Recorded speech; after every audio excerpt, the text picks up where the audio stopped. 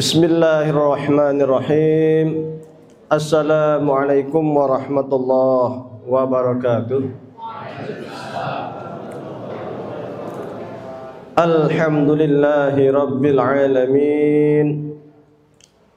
Alhamdulillahilladzi ja'alana ummatan muhammadiyatan ummatan wasata linakuna syuhada bainan nasi yaumal qiyamah walladzi an'amana bi ni'matil imani wal islami wal ukhuwah was salamah wal karamah wa amarna bit tamassuki bi kitabillahi wa sunnati rasulillah wa awjaba alaina al amra bil ma'rufi wan nahya 'anil munkar wa asyhadu an la ilaha illallah wahdahu la syarika lah lahul mulku wa lahul hamdu yuhyi wa yumitu wa huwa ala kulli syai'in qadir wa asyhadu anna muhammadan abduhu wa rasuluh alladzi qad ballagha risalah wa adda al-amanah wa kashafa al-ghummah wa jahada fillahi haqqal jihadih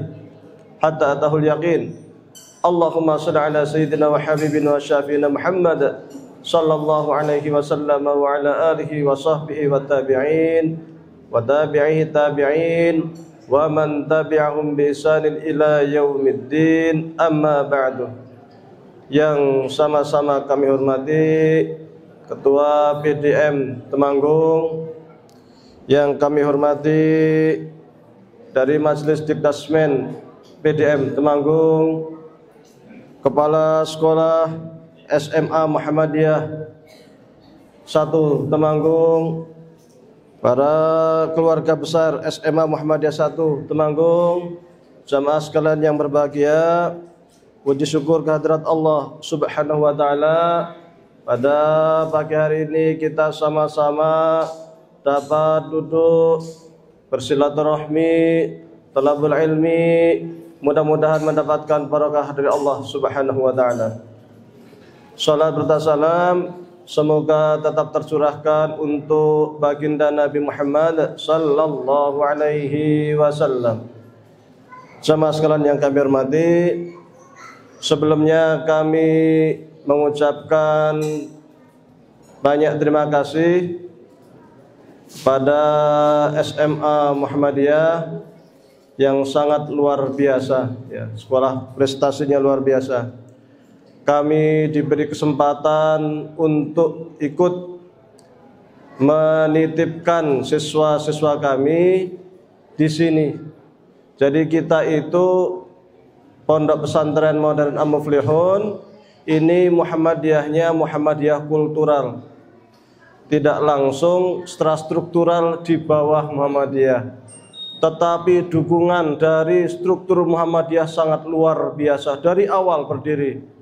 Bahkan yang membantu mengurus perizinan di awal itu dulu masih Bapak Kiai Asy'ari waktu itu, yang ikut membantu mengawal perizinan di Kemenak. Bahkan waktu itu beberapa kali ke pondok karena mendukung pondok kami yang padahal kami itu kultural. Alhamdulillah. Ketika sudah berdiri, kita pengen ada nyangkut santri itu mendapatkan ijazah SMP, SMA, karena kita memang fokus ngaji. Karena bayangan saya kita itu hidup pilihan, kalau pengen fokus ya ngaji sekalian, biar tidak terlalu banyak materi yang harus dia pikul, yang harus dia pegang. Kalau terlalu banyak materi nanti hasilnya tidak maksimal. Karena saya ingin maksimal di Ulumuddin, maka saya seriusin semua kitab berbahasa Arab, komunikasi bahasa Arab, ngajar bahasa Arab, sehingga 4 bulan santri alhamdulillah sudah lancar bahasa Arab. Bahasa Inggrisnya juga kita ajarkan setiap hari. Namun kita perlu formalnya. Maka saya waktu itu berkunjung ke SMP Muhammadiyah Ngaterjo, langsung welcome, ahlan wa sahlan. Alhamdulillah. SMA-nya saya berkunjung ke sini menghadap Bapak Ibu Kepala Sekolah, langsung diterima alhamdulillah. Hanya modal apa istilahnya itu, modal podo-podo ngerti. Artinya apa? Toh kita juga untuk kader ulama, toh kita juga untuk kader Muhammadiyah. Wong podo-podo Muhammadiyah ya monggo kita kerjasama. Dan itu yang saya sangat senang luar biasa. Bahkan Al-Muflihun itu di Lazis, KLL-nya ikut Lazis. Jadi KLL Lazis Al-Muflihun. Maka memang dukungan PDM ini sangat luar biasa, baik dari strukturnya, sekolahnya yang berada di bawahnya luar biasa. Maka kami atas nama pribadi mengucapkan banyak sekali terima kasih kepada PDM, kepada SMA Muhammadiyah, kepada SMP Muhammadiyah yang sangat banyak sekali memberikan bantuan sehingga santri kami bisa mempunyai ijazah formal, di sisi lain konsentrasi fokus ngaji. Alhamdulillah kemarin yang SMP kelas 3 20 hari kita kirim ke Purbalingga untuk dakwah di sana.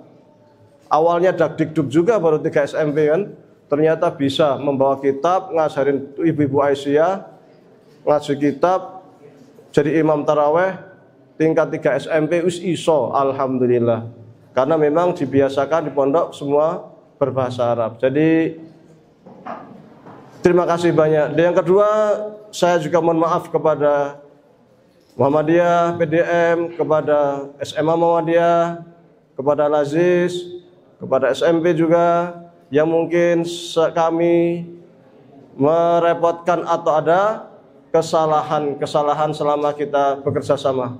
Tapi kami sangat bersyukur atas segala bantuan kepada kami. Mudah-mudahan semakin berkembang, semakin berlanjut. Amin. Jemaah sekalian yang kami hormati, mulai ngaji. Ya, mulai ngaji.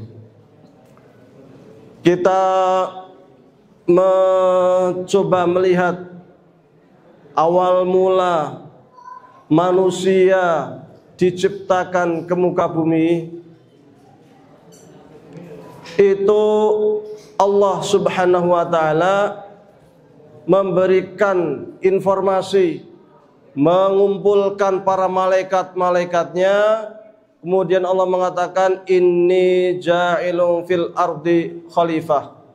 Wahai malaikat semuanya yang ada di sini, yang jumlahnya tak ada yang tahu selain Allah Subhanahu wa taala, wahai semua malaikat, ketahuilah olehmu bahwasanya saya akan menciptakan sebuah atau menciptakan makhluk baru. Menciptakan makhluk baru yang tinggalnya di bumi. Jadi sejak awal memang fil ard, bukan di Mars, tapi di bumi. Maka manusia mau usaha hidup di Mars, di Jupiter nggak akan bisa. Karena memang sudah diplot oleh Allah, inni ja'ilun fil ardi khalifah, akan menciptakan makhluk di muka bumi yang tugas utamanya itu sebagai khalifah. Khalifah itu maknanya mewakili. Jadi kalau ada istilah khalifatul muslimin, itu artinya wakil. Wakil siapa? Wakil yang dia itu mempunyai tanggung jawab untuk mengurusi umat, maka disebut khalifah, ya kan? Kalau kita manusia menjadi khalifah, maka kita wakil.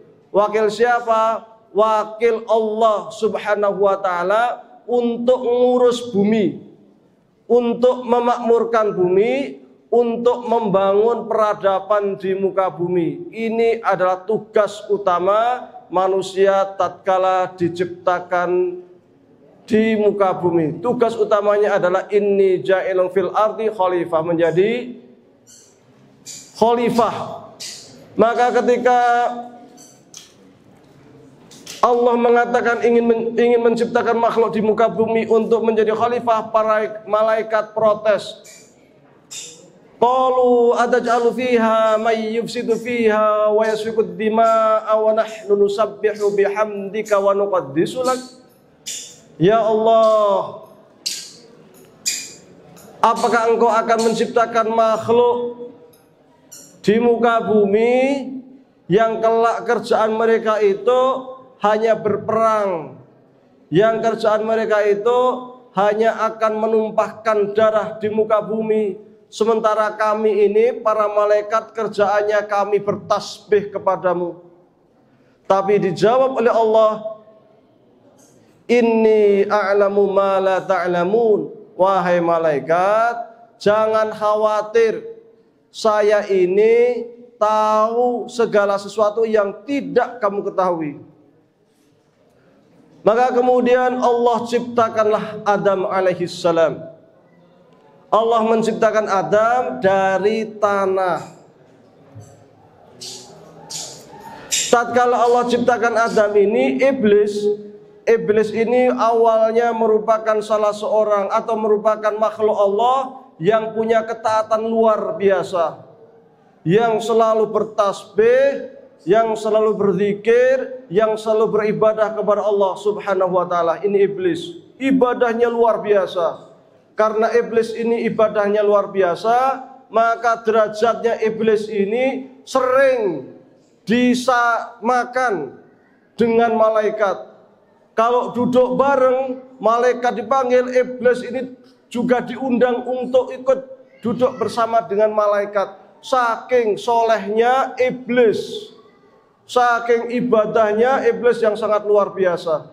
Maka iblis melihat dari mana Adam ini diciptakan. Tariq Suwaidan, salah seorang ulama Kuwait itu mengatakan begini, konon ketika Allah menciptakan Adam itu dibuat seperti boneka dari tanah liat. Ketika seperti boneka, di iblis itu mulai mikir, ini makhluk kok aneh sekali gitu. Maka iblis ini mulai ngelihatin, kemudian lihat hidungnya kok bolong, masuk lewat hidung, keluar lewat belakang, masuk ke telinga, keluar lewat mata. Demikian kerjaan iblis, heran, ini makhluk apa katanya. Sampai kemudian Allah tiupkan roh kepada benda yang berwujud manusia itu, yang terbuat dari tanah itu, maka menjadilah Adam alaihissalam. Ketika Adam ini sudah menjadi manusia yang hidup, yang punya roh, maka apa yang dilakukan sebelum Adam diperintahkan untuk masuk ke dalam surga, tinggal di surga, ternyata seketika itu, ketika Adam sudah berwujud menjadi manusia, justru Allah berikan ilmu kepada Nabi Adam alaihissalam. Wa 'allama Adamal asma'a kullaha. Sebelum Allah perintahkan masuk ke surga, Allah ajari dulu Adam, diberikan ilmu pengetahuan, seluruh apa-apa yang ada di muka bumi diberikan kepada Nabi Adam alaihissalam, sehingga Nabi Adam menjadi manusia yang alim, manusia yang mengerti, manusia yang mengetahui. Maka ketika Adam ini sudah mempunyai ilmu, maka kemudian Allah Subhanahu wa taala pengen ngetes. Kalau zaman kita sekolah S1 nanti terakhir ada sidang skripsi ya. S2 nanti ada tesis, S3 ada disertasi. Ternyata seperti itu, setelah Adam diajar sekarang dites. Sidang, wah, sidang disertasi Nabi Adam alaihissalam disaksikan oleh seluruh malaikat. Malaikat semuanya diundang, yang jumlahnya tidak ada yang tahu selain Allah Subhanahu wa taala. Di antara yang diundang, di antara yang hadir untuk menghadiri sidang disertasinya Nabi Adam adalah iblis. Kenapa diundang? Undangan khusus. Iblis ini makhluk Allah dari bangsa jin. Minal jin fafasaqu an amri rabbih. Dari bangsa jin, namun kemudian dia itu fasik, kemudian dia itu ingkar terhadap apa yang Allah perintahkan kepadanya. Jadi bangsa jin itu kayak manusia. Manusia itu ada yang namanya itu Muhammad, Ahmad, Fatimah, ya. Ada yang namanya Bejo, Budi, kan? Maka di bangsa jin itu ada nama-nama juga. Salah satu namanya itu adalah iblis itu. Karena solehnya luar biasa, ketika hendak sidang itu iblis mendapatkan undangan khusus duduknya tempatnya khusus VIP. Iblis terhormat sekali iblis waktu itu. Maka kemudian mulai sidang. Allah bertanya kepada seluruh hadirin. Jadi yang dites ternyata bukan hanya Nabi Adam, tapi juga ngetes para hadirin. Malaikat semuanya, dan di situ ada iblis. Wahai semua yang datang di sini, ini apa? Nah, gampangnya begitulah. Malaikat gak ada yang jawab. Ditanya iblis, ini apa wahai iblis? Iblis pun tak bisa jawab. Ditanyakan kepada Nabi Adam, wahai Adam, ini apa? Adam bisa jawab, ya Allah, inilah yang dinamakan langit.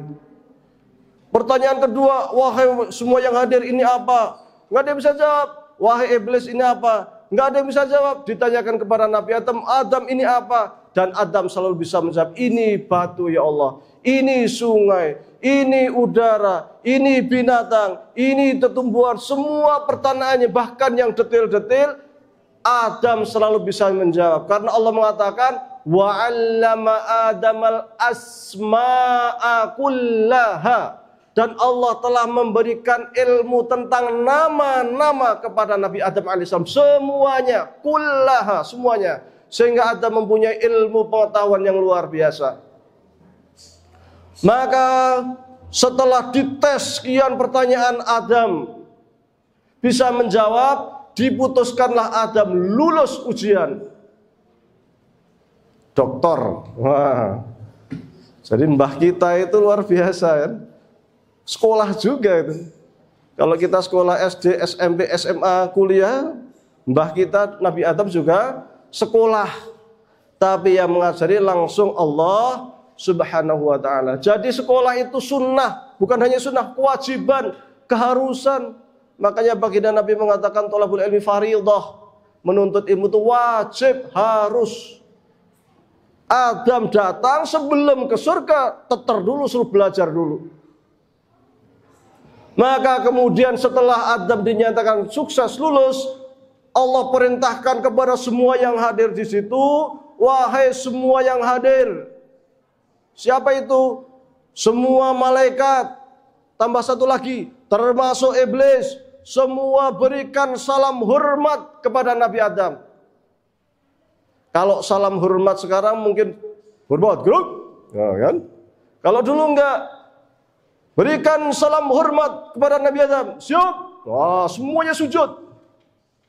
Kenapa mereka diperintahkan untuk hormat sujud kepada Nabi Adam? Wa 'allama Adamal asma'a kullaha. Karena Nabi Adam alaihissalam mempunyai ilmu pengetahuan, sehingga kemuliaan derajat manusia itu memang dari sisi ilmu. Selain tambah satu lagi, iman. Karena Nabi Adam beriman kepada Allah Subhanahu wa ta'ala. Allah perintahkan untuk sujud semuanya. Maka seluruh malaikat sujud tunduk kepada Nabi Adam, menghormati Nabi Adam alaihi salam. Hanya ada satu orang yang masih berdiri. Maka Allah heran, wahai kamu, kenapa kamu mesti berdiri? Saya perintahkan kepada seluruh makhluk yang ada saat ini untuk sujud hormat kepada Nabi Adam. Kamu kenapa masih berdiri? Ternyata yang berdiri ini adalah iblis. Maka iblis mengatakan, ya Allah, benar engkau perintahkan kami semua sujud kepada Adam. Tapi ya Allah, saya itu tahu kapan Adam diciptakan. Saya itu tahu dari apa Adam itu diciptakan. Adam diciptakan dari tanah, yang tanah itu letaknya di bawah, yang diinjak-injak, yang tak ada guna. Sementara saya itu dari api yang selalu naik ke atas, yang menyala-nyala. Ya Allah, saya itu lebih mulia dari Adam ya Allah. Kenapa saya harus sujud, tunduk? Kenapa saya harus menghormati Adam? Nampaknya nggak layak kalau saya itu harus menyembah atau harus menghormati, harus sujud kepada Adam. Sombong iblis. Iblis melihat sesuatu itu dari sisi materi. Seakan-akan kemuliaan makhluk Allah itu materi, benda. Padahal di sisi Allah, kemuliaan itu bukan materi, tetapi ilmu dan iman. Ketika kita hanya melihat materi, maka yang terjadi pada diri kita adalah kehinaan. Maka tatkala Allah Subhanahu wa taala menanyakan kepada iblis tidak mau sujud kepada Adam dengan alasan materi, murka Allah. Wahai iblis, kamu gak mau sujud kepada Adam, gak mau hormat kepada Adam, maka sejak saat ini kamu menjadi makhluk yang terlaknat. Laknat itu maknanya dijauhi dari rahmat Allah. Melaknat itu artinya mendapatkan kemurkaan dari Allah. Kalau makhluk itu dilaknat oleh Allah, sudah pasti tempatnya di neraka. Iblis ketika mendapatkan laknat dari Allah, murka dari Allah, malah nantang. Ya Allah, bolehlah saya mendapatkan laknatmu. Boleh engkau marah kepadaku ya Allah. Saya terima. Iblis, saya terima ya Allah. Tapi saya punya permohonan. Allah mengatakan, iblis, kamu itu sudah terlaknat dari saya, masih mempunyai permohonan. Saya ada satu permohonan ya Allah. Kata Allah, baiklah, kalau memang punya permohonan keinginan silahkan ungkapkan. Maka iblis mengatakan, bolehlah saya itu dilaknat oleh engkau, tapi saya punya permohonan satu. Wah, permohonan iblis ternyata. Satu, saya minta supaya umur saya dipanjangkan sampai hari kiamat. Yang kedua, saya minta untuk kelak mengajak Nabi Adam dan anak cucunya ikut saya masuk neraka. Karena saya mendapatkan laknat dari engkau ya Allah, mendapat murkamu ya Allah, gara-gara Adam alaihissalam. Maka saya pengen Adam dan anak cucunya ikut saya ke neraka. Kata Allah, nomor satu, saya kabulkan. Umurmu sampai hari kiamat. Jadi bangsa jin yang umurnya sampai hari kiamat hanya satu. Iblis saja. Lainnya ya umurnya 2000 tahun ya, 1500 tahun, 1000 tahun ya, meninggal. Bangsa jin itu umurnya panjang-panjang. Seperti manusia dulu. Manusia awal-awal panjang. Nabi Adam umurnya 2000 tahun. Nabi Nuh umurnya sejak diangkat menjadi nabi 950 tahun. Maka dulu pernah Nabi Nuh itu lewat, jalan-jalan gitu lewat, ada ibu-ibu nangis. Nangis sungguh kan, ya Allah, ya Allah. Maka Nabi Nuh tanya, ada apa bu kok nangis? Anak saya. Anaknya kenapa? Anak saya barusan meninggal. Emang anakmu umur berapa kok meninggal? Umurnya 400 tahun. 400 tahun. Maka kemudian Nabi Nuh mengatakan begini, wahai bu, tahu enggak? Kelak di akhir zaman itu ada umat manusia yang umurnya itu kisaran antara 60 sampai 70 tahun saja. Maka ibunya langsung bengong, 60-70 tahun. Terus nang donya ki ngopo? Karena waktu itu umurnya panjang-panjang 1000 tahun, 1500 tahun. Nek umurnya 60-70 tahun itu nang donya ngopo? Ayan. Nangis gara-gara anaknya ternyata meninggal di umur 400 tahun. Panjang-panjang umur-umur umat-umat kita terdahulu itu. Iblis diizinkan oleh Allah umurnya panjang sampai hari kiamat. Yang kedua, kata iblis tadi permohonannya apa? Pengen ganggu anak turunnya Nabi Adam supaya mengikuti iblis nanti kelak masuk ke dalam neraka. Kata Allah, untuk yang kedua ini silahkan ganggu, bebas juga boleh saya kabulkan. Tapi ada satu catatan. Satu catatan itu ya. Apa itu ya Allah? Kamu bisa mengganggu siapapun kecuali satu orang yang takkan mungkin kamu ganggu. Siapa itu? orang-orang yang punya hati yang ikhlas kepada Allah Subhanahu wa taala. Mereka tidak akan bisa mendapatkan gangguan dari setan, dari jin, dari iblis, ya. Maka kemudian setelah itu sidang bubar. Allah perintahkan kepada malaikat kembali ke tempatnya masing-masing. Iblis kembali ke tempatnya masing-masing. Kemudian Allah perintahkan kepada Adam, wahai Adam, tunggu dulu. Kamu ini tempatnya di mana sekarang? Sekarang kamu sudah punya ilmu, sudah punya pengetahuan, sekarang silahkan masuk ke dalam surga. Uskun anta wa zaujukal jannata. Silakan engkau dan istrimu masuk ke dalam surga. Wa kula minha raghadan haitsu syi'tuma. Terserah kamu makan apa saja di surga, bebas. Tapi Allah memberikan ujian kepada Nabi Adam, kecuali satu pohon, wahai Adam, yaitu pohon khuldi. Iblis ketika keluar ruang sidang itu sudah panas, sudah dendamnya luar biasa kepada Adam. Gara-gara Adam ini saya mendapatkan laknat murka dari Allah ini. Gara-gara Adam ini udah marah luar biasa iblis. Maka ketika mendengar Adam ini masuk surga, iblis pun marah, minta izin kepada Allah untuk mengganggu Adam. Seperti kesepakatan awal, Allah mengizinkan. Maka fawaswasa Allah iblis melakukan waswas. Waswas itu apa? Membisikkan kepada Adam, membisikkan kepada Hawa. Supaya apa? Supaya Nabi Adam dan Siti Hawa melanggar perintah Allah. Apa itu? Di surga boleh makan apa saja kecuali satu, yaitu buah khuldi. Maka Nabi Adam, wahai Adam, kamu tahu kita semua hamba Allah.